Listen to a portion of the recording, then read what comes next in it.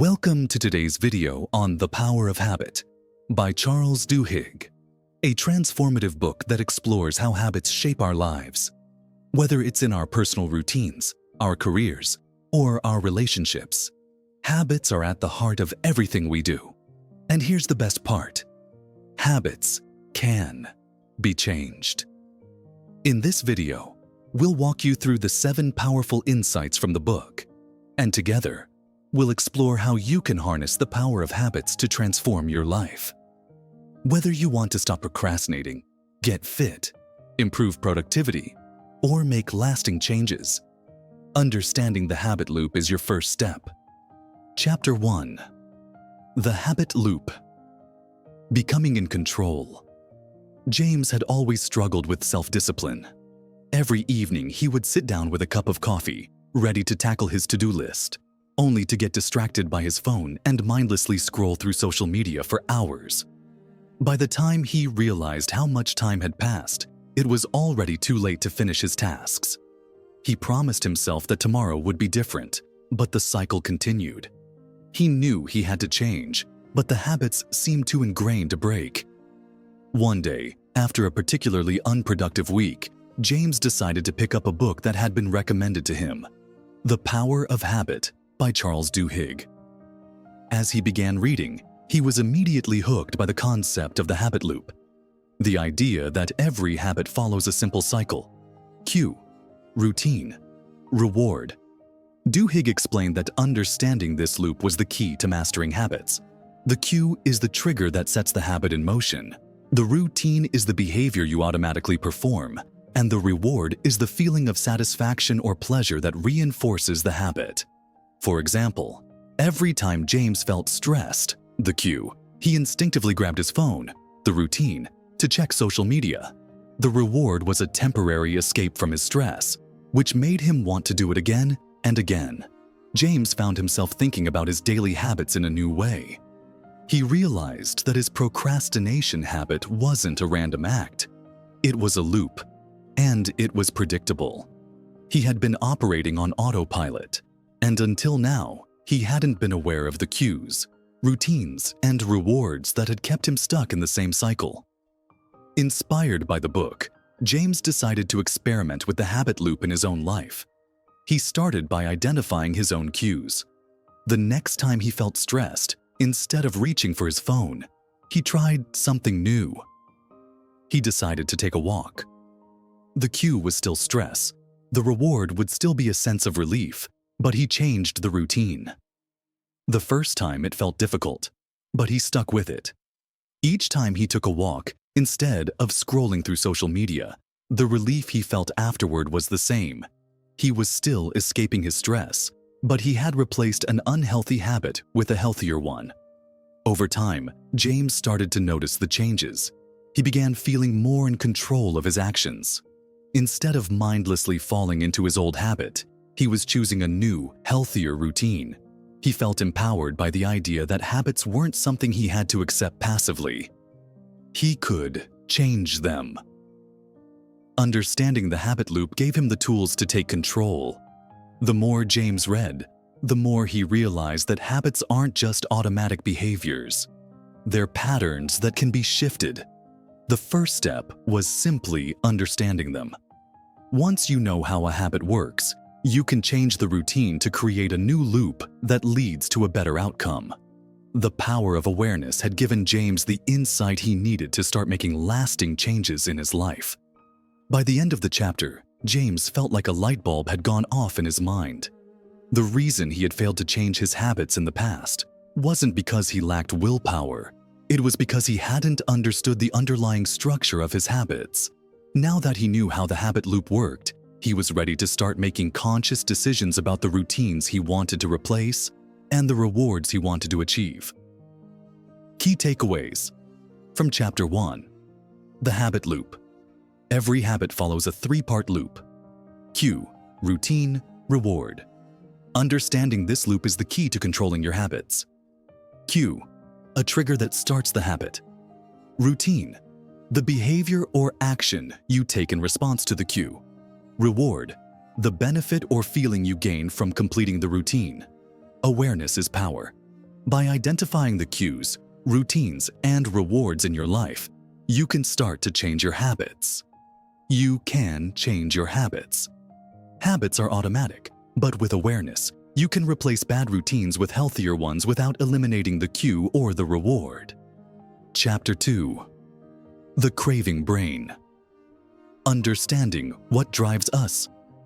James had started to see progress after learning about the habit loop. He was waking up earlier, getting more work done, and even making time for exercise. But there was still one major habit that he hadn't fully managed to control: his late-night snacking. Every night, around the same time, James would feel an overwhelming urge to grab chips or chocolate. It didn't matter if he had eaten dinner or wasn't hungry. The craving for comfort and relaxation during stressful days took over. No matter how many times he told himself to skip the snacks, he always ended up reaching for something unhealthy. That's when he dove into Chapter 2 of The Power of Habit. Duhigg explained that habits aren't just about rewards. They're driven by cravings. The craving isn't just for the reward itself, but for the feeling it provides. This was a revelation for James. It wasn't the food that he craved, but the emotional relief it provided. He had conditioned himself to associate snacking with a moment of comfort and a break from the stress of his day. James remembered the many evenings spent working late, feeling overwhelmed by his responsibilities. His mind raced, and the only thing that would calm him down was grabbing a bag of chips or opening a chocolate bar. It was a brief moment of escape from his worries. As he ate, his brain received a burst of pleasure, the reward of comfort. And so, the loop continued, reinforcing the habit. What was fascinating to James was that the craving for comfort wasn't tied to the food itself. The cue was his stress, the routine was snacking, and the reward was emotional relief. It wasn't the act of eating that created the habit. It was the craving for relief that kept him coming back to the same routine. Duhigg shared a powerful example from the book, how cravings shape consumer behavior. He mentioned how Pepsodent, a brand of toothpaste, succeeded in the early 1900s by creating a craving for the sensation of clean teeth. People didn't just want to brush their teeth. They craved the feeling of cleanliness after using the product. The craving was more powerful than the routine itself. James was beginning to see how his habits were shaped by cravings. He started asking himself, what craving was I trying to satisfy with my late-night snacking? It wasn't about the chips or chocolate. It was about the comfort he felt while eating them. He realized that he had conditioned himself to crave the relief from stress through food, even though there were healthier ways to achieve the same reward. That night, instead of grabbing the chips, James chose to take a few minutes to meditate. He focused on his breathing and let go of his stress. The craving for comfort was still there, but this time, he replaced the routine of snacking with something healthier. And much to his surprise, it worked. The craving was satisfied by the feeling of relaxation, not by the food. Over the next few days, James made a conscious effort to replace his old snacking habit with healthier routines. When stress hit, he chose to either meditate, go for a walk, or drink a cup of tea. The craving for comfort never disappeared, but the routine had changed. Instead of filling the emotional need with junk food, he now satisfied it with actions that benefited his health and well-being. James began to realize that cravings were the key to understanding and changing his habits. Once he could identify the craving behind a habit, he could start to replace the routine with something better. The more he replaced old habits with the new routines that satisfied the same craving, the easier it became to make lasting changes. Key takeaways. From Chapter 2, habits are driven by cravings. While rewards are part of the habit loop, it's the craving that drives our behavior. Understanding this craving is key to changing the habit. Cravings are emotional. Often, we don't crave the action itself, e.g., eating or shopping. We crave the emotional satisfaction the behavior provides. You can change the routine. Once you recognize the craving, you can replace the unhealthy routine with a healthier one that provides the same emotional reward. The craving is often subconscious. We don't always realize what we're craving, but by becoming more aware, we can use this understanding to our advantage and break bad habits. Chapter 3: The Golden Rule of Habit Change. Replacing the routine. After weeks of replacing old habits, James felt more in control of his life than ever. But there was still one habit he couldn't shake: his unhealthy eating habits. Every evening, after a long day, he found himself reaching for a bag of chips or candy. He knew it wasn't good for him, but the habit felt so automatic. No matter how many times he tried to stop, he always fell back into it. One evening, after yet another snack-filled binge, James opened the book to chapter 3, hoping to find a solution. And there it was, the Golden Rule of Habit Change. Duhigg explained that the key to changing a habit wasn't to eliminate it entirely, but to replace the routine. You can't remove a habit, but you can replace it with something better. James learned that habits have three components: the cue, the routine, and the reward. The cue was simple: stress from work. The routine was snacking in front of the TV. And the reward? The feeling of comfort and relief. The book suggested that to change the habit, you didn't need to remove the cue, stress, or the reward, comfort. Instead, you simply needed to replace the routine, snacking, with a healthier one that would give you the same reward. The next day, after a particularly stressful morning at work, James felt the old cue, stress. He knew the routine, grab the snacks. But this time, instead of reaching for chips, he decided to replace the routine. Instead of eating, he chose to go for a walk outside, something he had never done when stressed before. At first, it felt odd. He missed the comfort of the chips, but the walk gave him a sense of relief, and the reward, the feeling of comfort, was still there, just in a healthier form. He felt a sense of accomplishment after the walk and realized that the craving wasn't for food, but for relief from stress. Over the next week, James repeated this process. Whenever stress triggered his old habit of snacking, he replaced the routine with something healthier: a walk, stretching, or drinking a cup of tea. Each time, the craving for comfort was satisfied, and the unhealthy eating habit slowly faded. James realized that he didn't have to fight his cravings or willpower. He just had to change the routine. He didn't need chips for comfort.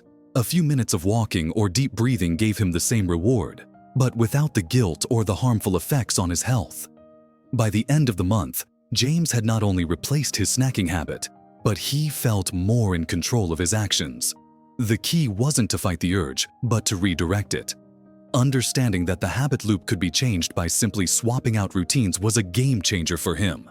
He felt empowered to make positive changes. And now, instead of automatically turning to food, he was turning to healthier habits that served him better. Key takeaways. From Chapter 3, The Golden Rule of Habit Change. You can't eliminate a habit. You have to replace it with a healthier routine that provides the same reward. Cue, the trigger that sets off the habit. Routine, the behavior you automatically perform in response to the cue. Reward, the positive outcome you receive. Reinforcing the habit. Changing the routine. The key to changing a habit is not fighting the craving, but finding a healthier routine that satisfies the craving in a better way. Chapter 4, Keystone Habits, The Ballad of Paul O'Neill. James had made impressive progress over the past few weeks. His routine had shifted and he was feeling more productive and healthier than ever. But one night, as he looked at his to-do list, something was missing. Despite all his improvements, he felt there was still a deeper change he needed to make to elevate his habits even further. He turned to Chapter 4 of The Power of Habit, intrigued by the concept of keystone habits. Duhigg explained that some habits are more powerful than others. These are called keystone habits.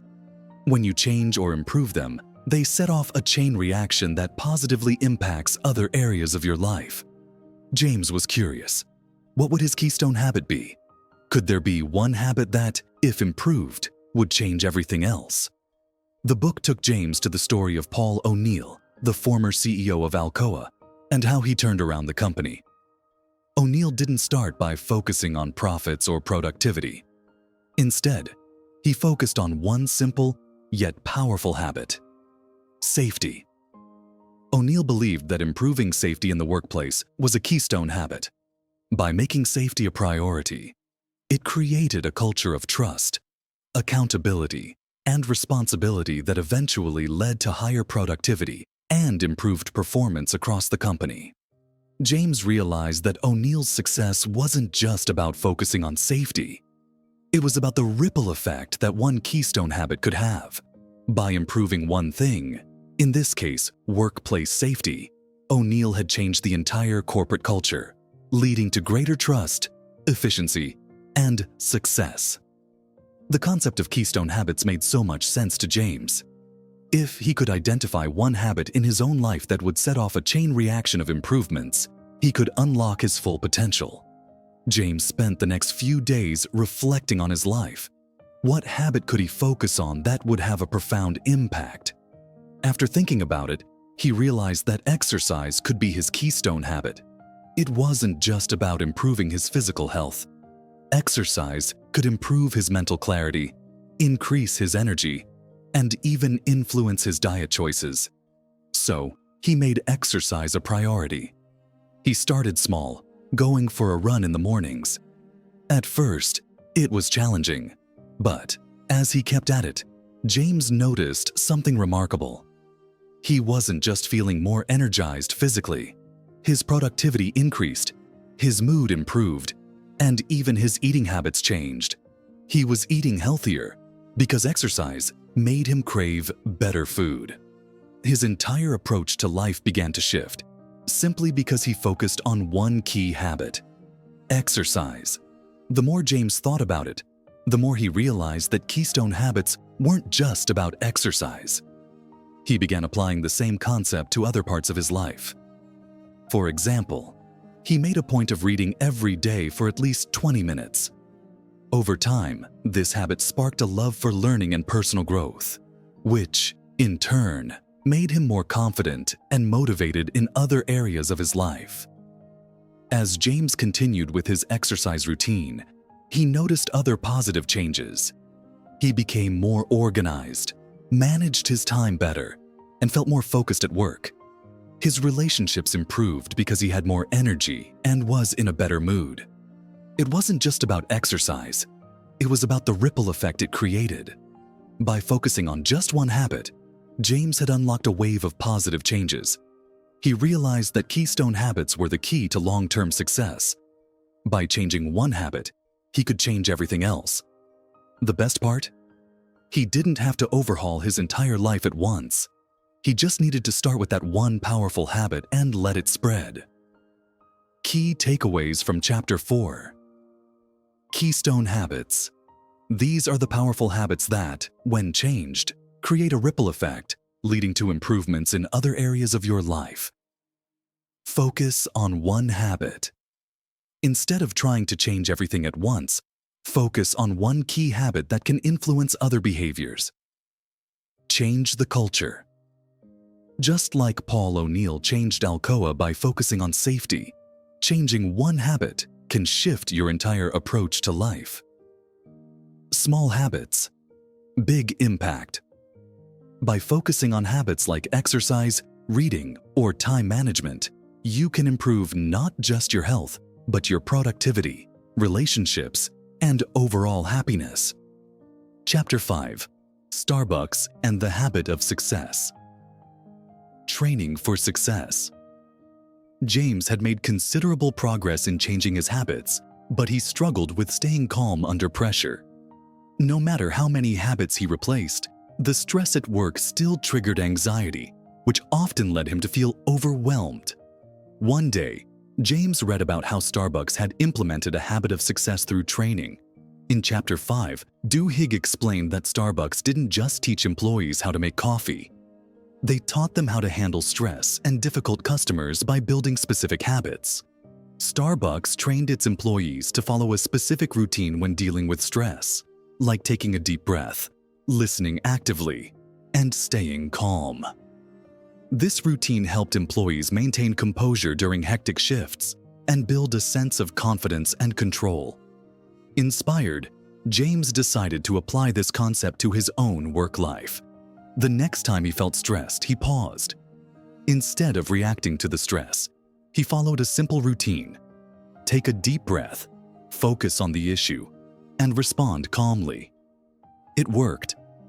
By consciously practicing this routine, James started feeling more in control. Instead of succumbing to stress, he began tackling challenges with a clear, calm mindset. His productivity improved, and he felt less anxious. Key takeaways from Chapter 5. Habit-based training. Success comes from creating habits to handle stress and challenges, not just relying on willpower. Routine in stress. Just like Starbucks, build a specific routine for stressful situations to stay in control. Training for success. By training yourself to respond calmly and deliberately in difficult situations, you build confidence and effectiveness. Chapter 6. The Power of a Crisis. Using struggles to change. James had been making solid progress in building better habits. But one day, everything went wrong. A major project he'd been working on hit a roadblock, and his team was scrambling to meet the deadline. Stress levels skyrocketed, and James felt the old, familiar urge to abandon the project and procrastinate. But then he remembered what he had learned from Chapter 6. Crisis can be a powerful trigger for change. Duhigg explained that in times of crisis, individuals and organizations are more open to reevaluating their habits. A crisis often forces us to confront the status quo and rethink how we approach problems. This was the perfect opportunity for James to use the crisis as a catalyst for growth. Duhigg shared a story about how a company used a crisis to spark a major change in its culture. When faced with a financial crisis, the company stopped relying on its old habits and began rethinking its approach to work, focusing on new strategies and behaviors that helped them bounce back stronger. Inspired by this, James realized that this setback could be an opportunity to improve his own work habits. Instead of letting stress take over, he decided to break the problem down into manageable parts and tackle each one with a clear plan. By approaching the crisis with a focused mindset, he not only helped solve the problem but also built new habits for managing pressure. Over the next few weeks, whenever challenges arose, James no longer panicked. He used the crisis as an opportunity to adjust his behavior. He broke large tasks into smaller steps, prioritized efficiently, and communicated more clearly with his team. The crisis forced him to adapt and grow, making him more resilient and capable.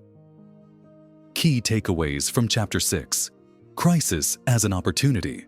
A crisis forces us to question our habits and consider new, more effective ways of doing things. Habit. Re-evaluation. In tough times, people are more open to changing their habits and behaviors. Adapting under pressure. Rather than panicking, use a crisis to build better habits and improve problem-solving skills.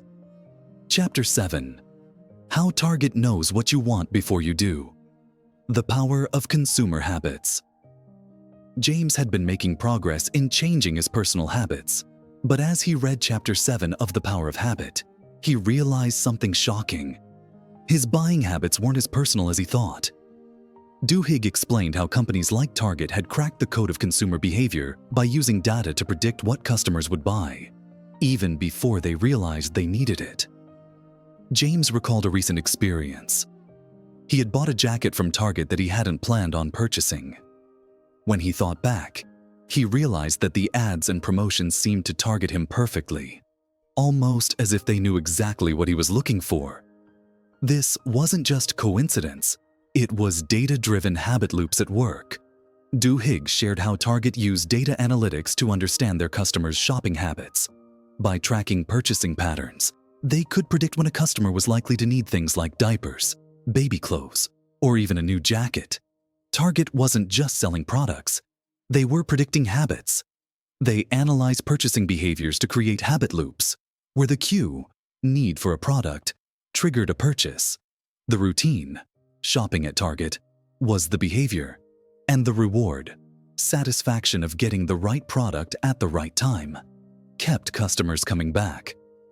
James was fascinated by the idea that his own habits were being shaped by companies like Target. But the more he thought about it, the more he realized that he too could shape his own habits. He could identify his own purchasing patterns, understand the cues and rewards, and use that information to make smarter, more intentional decisions. The next time James found himself making a spontaneous purchase, he stopped and analyzed the situation. Was it a true need, or was it part of a habitual loop that companies like Target had carefully crafted? He decided to make a more conscious effort to break free from mindless consumer habits. Instead of buying things out of habit, he started asking himself, is this purchase aligned with my goals? James realized that understanding how consumer habits are formed could help him control his own spending habits. By recognizing the cues and rewards behind his purchases, he could change his buying patterns and make more intentional decisions. This new awareness allowed him to be more mindful of where his money was going and how often he was influenced by marketing. Key takeaways from Chapter 7: Consumer habits are predictable. Companies like Target use data to predict and influence consumer behavior by understanding habit loops. The habit loop in shopping. Shopping habits follow the same cue, routine, reward pattern, which companies use to shape purchases. Be aware of consumer habits. Recognizing the habits that drive your buying decisions allows you to make more intentional, mindful choices. Use data for personal growth. Just like companies track habits, you can track your own habits to improve decision-making and spending. Chapter 8: The Neurology of Free Will. Taking control of your habits. James had come a long way in his journey of habit transformation.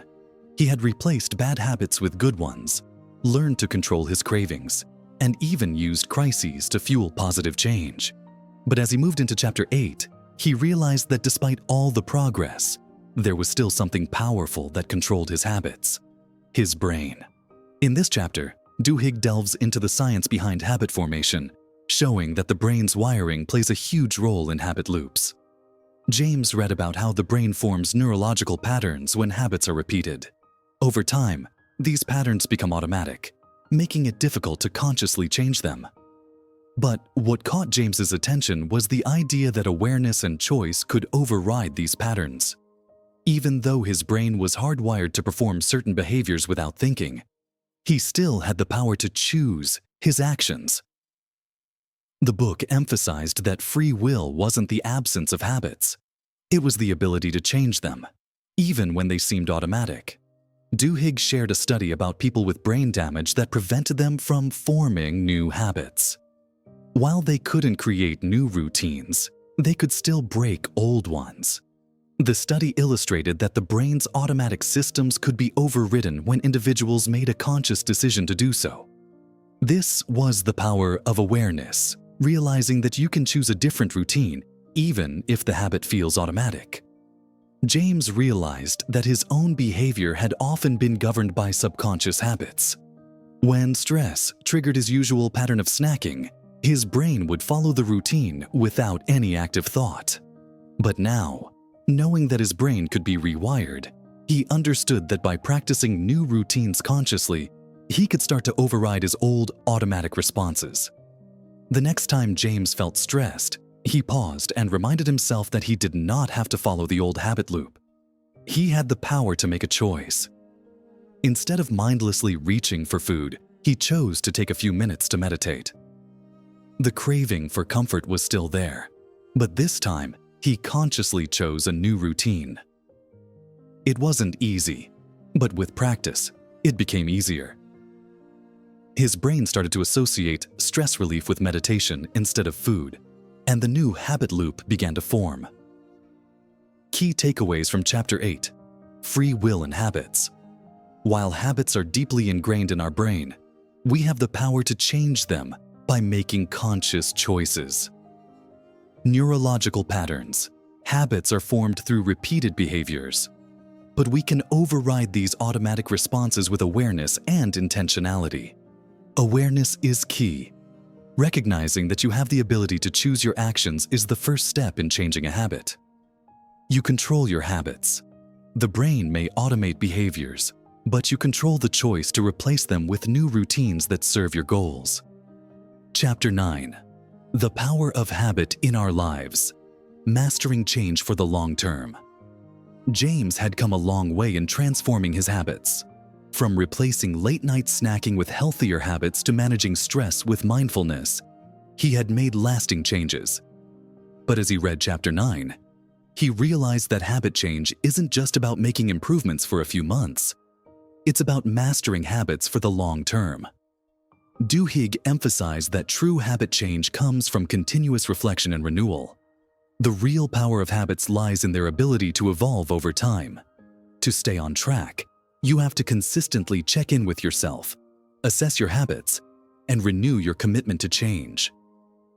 James started a new practice. Every Sunday evening, he would reflect on his habits. He asked himself, what's working? What's not? He celebrated his progress and acknowledged areas that needed more attention. This weekly reflection helped him stay focused and make small adjustments to his routines. James also realized that setbacks are part of the journey.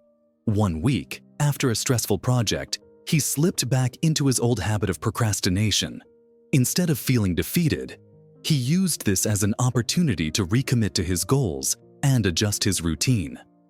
By accepting that habit change is a continuous process, James was able to approach his habits with a long-term mindset. He knew that his journey of growth and improvement would never be complete. Every new habit was a small step toward becoming the best version of himself. Key takeaways from Chapter 9. Long-term commitment. Habit change is an ongoing process, not a one-time event. Weekly reflection. Regularly assessing your habits helps keep you on track and ensures continued growth. Setbacks are part of the process.